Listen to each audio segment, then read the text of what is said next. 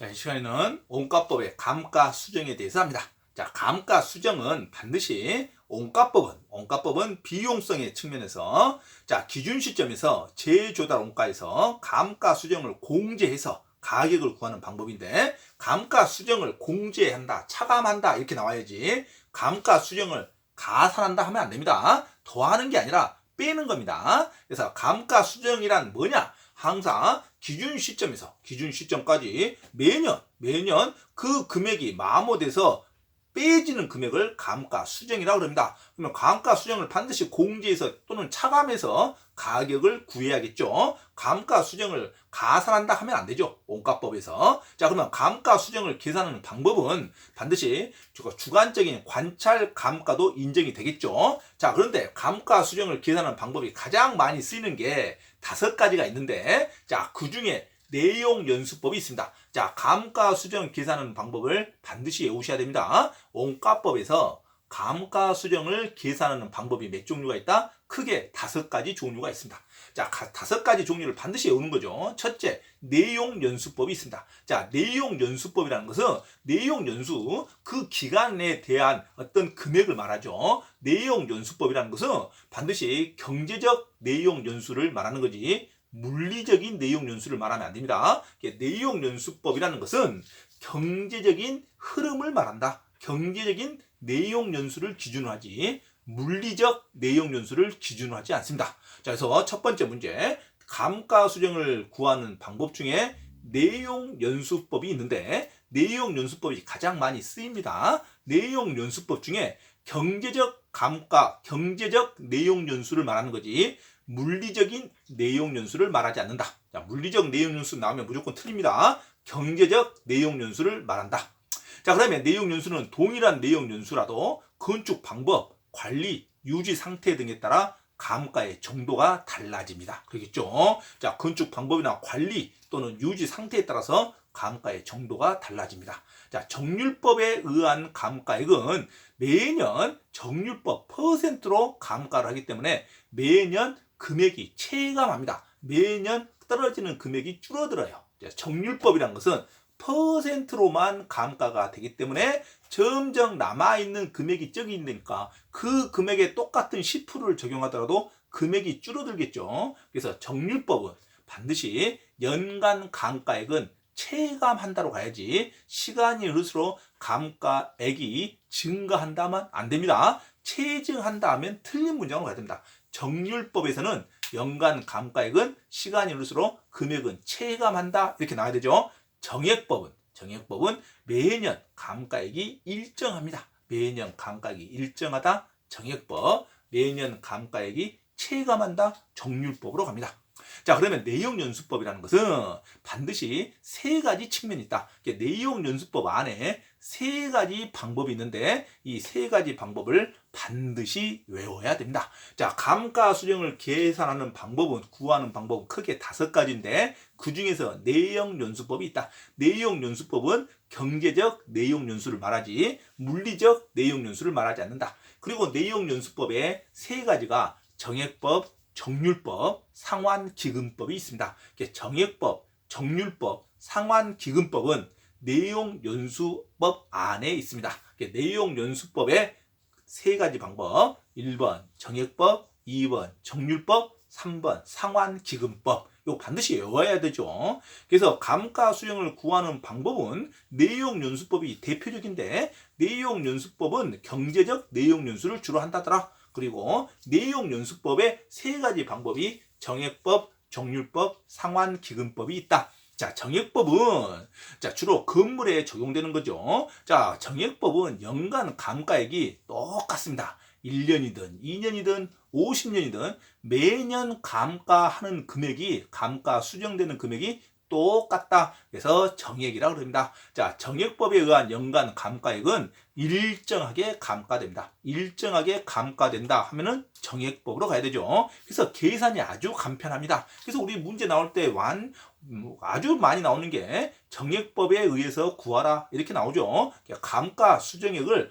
내용 연수로 그냥 나눠버리면 해년말에 떨어지는 금액이 나옵니다. 그래서 정액법이라고 합니다. 자, 정액법에 의한 연간 감가액은 일정하게 감가가 됩니다. 이제 계산은 간편하나 자 실제 감가와 일치하지 않는 단점이 있죠. 이게 계산으로만 간단합니다. 그래서 실제 감가하고는 일치하지 않습니다. 자, 정액법 하면 핵심 문장 뭐하다? 매년 감가액이 일정하다. 그러면 정액법입니다. 두 번째는 정률법이 있습니다. 정률법 하면은 항상 퍼센트를 말합니다. 비율, 정률법 하면 퍼센트, 비율로 감가되는 걸 말한다. 그래서 매년 감가액은 첫 해가 가장 금액이 큽니다. 왜? 가장 큰 덩어리에서 퍼센트 10% 하니까 가장 금액이 크겠죠. 점점 해가 지나갈수록 그 남아있는 금액이 적으니까 정률법은 똑같은 비율로 적용하더라도 금액은 점점 줄어들어야 됩니다. 그래서 정률법은 매년 감가액은 첫 해가 가장 금액이 크고 해가 갈수록 금액이 점점 줄어든다. 체감한다? 이런 문장이 나와야지. 정률법에서 시간이 흐를수록 체증한다 하면 틀린 문장으로 갑니다. 그래서 정률법에 의한 연간 감가액은 체감하여 감가한다 이렇게 가야 되죠. 그래서 체감하여 감가한다를 놓치면 안 됩니다. 그래서 정률법에 의한 연간 감가액은 시간이 흐를수록 체감한다로 가야 되죠. 체증한다면 안 돼요. 정률법 하면 퍼센트 비율로 떨어진다 하면 되죠. 똑같은 10%에도 시간이 흐를수록 그 금액은 줄어들어야겠죠. 그래서 정률법은 시간이 갈수록 체감한다로 가야 됩니다. 체증한다 하면 안 돼요. 정률법은 시간이 갈수록 줄어드는 금액이 체감한다. 정액법은 시간이 일정하게 감액된다. 정액법. 정률법은 시간이 흐를수록 금액이 체감한다. 줄어든다로 가야 됩니다. 자, 정률법은 퍼센트로 구하는 거고 정액법은 매년 떨어지는 금액이 일정한 금액을 말한다. 그리고 세 번째 방법이 상환기금법이 있습니다. 정액법, 정률법, 상환기금법 이건 내용연수법에 해당하는 겁니다. 상환기금법은 상환기금, 상환하니까 이자를 말한다. 이자까지 포함하는 금액을 당연히 복리를 말하겠죠. 상환기금법은 복리에 대한 이자도 포함한다. 상환기금법. 건물의 내용연수가 만료될 때 감가 누계 상당액과 그에 대한 복리 계산에서 이자 상당분을 포함한다. 그래서 감가 누계액과 이자까지도 포함되는 금액을 상환기금법이라 그럽니다. 자, 복리겠죠. 당연히 복리 계산에 있어서 이자 상당액을 포함하여 당해 내용연수로 상환하는 방법을 상환기금법이라 그럽니다. 그래서 내용연수 하면은 세 가지 방법이 있다는 것을 반드시 외우셔야 됩니다. 내용기금법은 내용연수법, 감가수정 계산하는 방법에서 내용연수법은 경제적 내용연수를 말하는데 내용연수법은 정액법, 정률법, 상환기금법이 있다. 정액법은 일정하게 감가되는 거고 정률법은 해가 지날수록 연수가 지날수록 체감하여 감가가 되는 거고 그다음에 상환기금법은 감가 누계액 감가 누계액과 그다음에 복리에 있어서 이자도 포함한다. 상환기금법으로 갑니다. 그 다음에 감가 수정을 계산하는 방법은 관찰 감가법이 있다 그랬어요. 감가 수정에는 감정평가사의 주관적인 관점인 관찰 감가법을 인정합니다. 감정평가사의 주관이 개입될 여지가 있는 것을 관찰 감가법이라 그럽니다. 감정평가사가 직접 관찰해서 감가액을 판정하므로 주관적이죠. 관찰 감가법을 객관적이라 하면 안 됩니다. 주관적인 평가를 관찰 감가법이라 그럽니다. 감가 수정 계산하는 방법이 첫째 내용연수법이 있고 두 번째 관찰 감가법이 있고 세 번째 분해법이 있습니다. 이 분해법은 대상 부동산에 대한 감가 요인을 물리적, 기능적, 경제적 감가 요인으로 세분하고 다시 치유 가능한지 치유가 불가능한지 감가 요인으로 구분하여 이를 전부 합산합니다. 그래서 전부 세분하고 각각의 요소로 가격을 매기고 나서 그것을 전부 합산하는 금액을 분해법이라 그럽니다. 그래서 감가를 수정하는 방법을 분해법이라 합니다. 그래서 분해법도 감가 수정 계산하는 방법입니다. 그런데 이 분해법이 수익환원법, 나중에 나오는 수익환원법에서 나오는 환원율을 구하는 방식을 하면 안 됩니다. 수익환원법에서는 분해법을 쓰지 않습니다. 그래서 원가법에서 거기서 감가 수정을 구하는 방법에서 분해법을 씁니다. 원가법에서 감가 수정 계산하는 방법에 분해법이 있는 것이지 수익환원법에서 환원율을 구하는 방법으로 분해법을 찾으면 안 됩니다. 그래서 반드시 분해법은 감가 수정을 구하는 방법으로 쓰인다. 이거 놓치면 안 돼요. 분해법이라는 것은 대상 부동산에 대한 감가 요인을 물리적, 기능적, 경제적 감가 요인으로 세분하고 다시 그 세분하는 금액에 치유가 가능하냐, 치유가 불가능하냐 이런 감가 요인을 또 구분해서 각각의 요소대로 감가 수익을 각각을 정해서 이걸 다시 총합을 합산하는 것을 감가 수정액이라고 그런다. 이것을 분해법의 방식이라고 합니다. 이 분해법이 있습니다. 감가 수정액 구하는 방식 크게 제목만 외우자. 감가 수정액을 구하는 방식 내용 연수법이 있다. 내용 연수법 안에는 몇 가지? 세 가지. 정액법, 정률법, 상환기금법, 그 다음에 관찰 감가법이 있다. 그 다음에 세 번째는 분해법이 있답니다. 자, 분해법이 있고 나머지 네 번째는 시장에서 구하는 시장 추출법이 있습니다. 시장에서 구한다 이거죠. 감가 수정을 시장 요소에서 구한다. 시장 추출법. 그 다음에 다섯 번째가 임대료로 손실하는 것을 환원해서 구한다. 임대료 손실 환원법이 있습니다. 자, 그래서 감가 수정에 구하는 방법 크게 몇 가지? 다섯 가지. 첫째, 내용 연수법. 내용 연수법은 몇 종류? 세 종류. 원가법, 정률법, 상환기금법. 그 다음에 두 번째는 관찰 감가법. 주관적인 성질이다. 관찰 감가법. 그 다음에 분해법. 각각의 기능으로 세분해서 각각의 세분된 가격을 정해서 이것을 합산하는 것을 분해법이라고 합니다. 자, 분해법은 감가 수정액을 구하는 방법이지 수익 환원법, 환원 이율을 구하는 방법이 아니다. 그래서 분해법이 감가 수정액을 구하는 방법이다. 그 다음에 네 번째는 시장 추출법, 그 다음에 다섯 번째는 임대료 손실 환원법이 있다. 자, 이런 거 반드시 외우셔야 됩니다. 자, 그 다음에 원가법의 종류에는 복제 원가가 있고 대체 원가가 있습니다. 자, 원가법의 종류에 복제 원가라는 것은 복조 원가라고 합니다. 자, 복제 원가라는 것은 가격 시점, 기준 시점, 현재 대상 부동산과 물리적으로 동일한 건물을 건설하는 데 소요되는 원가를 말합니다. 자, 그래서 복제 원가는 가격 시점 현재 물리적으로 동일한 건물입니다. 물리적 하면은 외형상 형태가 동일하다 이거죠. 구조상 동일한 건물을 건설하는 데 소요되는 원가를 구하는 것을 복제 원가라고 합니다. 가격 시점에서 현재 부동산과 뭐가 동일하다? 물리적으로 동일한 건물을 건설하는 데 들어가는 원가를 구하는 방법을 복제 원가라고 합니다. 복제 원가, 복조 원가. 자, 복제 원가라는 것은 물리적으로 설계가 동일하니까 원가를 복사할 수 있듯이 아주 쉽게 구할 수 있다 이거죠. 그래서 물리적 동일한 건물, 물리적으로 동일한 건물을 원가를 하는 방법 뭐라고 한다? 복제 원가라고 합니다. 자, 물리적으로 동일한 물건을 건설하는 데 들어가는 원가를 구하는 방법 복제 원가라고 합니다.